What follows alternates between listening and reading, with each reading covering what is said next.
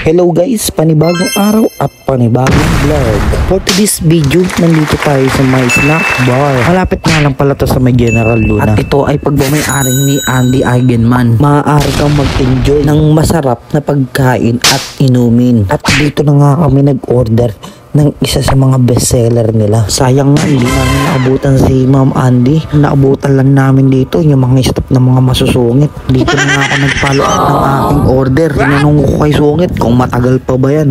Kung matagal pa, babalik ko na lang yung aking binayad. Pero ang sabi niya naman na, Wait a minute, sir. at naka-order na nga kami. Naka-order ka nga dito guys. Pwede kang pumesto doon sa flat beach nila. Walang entrance doon.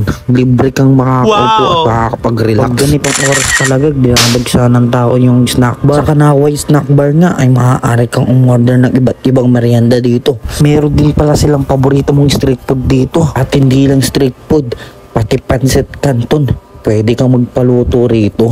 Habang umorder sila, kinukuha ko sila ng video dito. Grabe guys, napaka-solid talaga ng lugar dito. Ang ganda ng ambience, napakalinis ng lugar nila dito.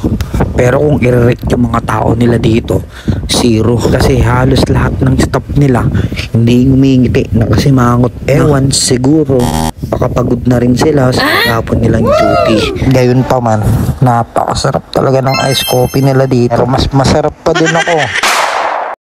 Grabe guys, sobrang sarap talaga nito. Hindi masasayang yung bayad mo dito. At ito na nga, tinikman na nga natin. Nakaka-refresh talaga pag umiinom ka talaga ng mga ganitong bagay.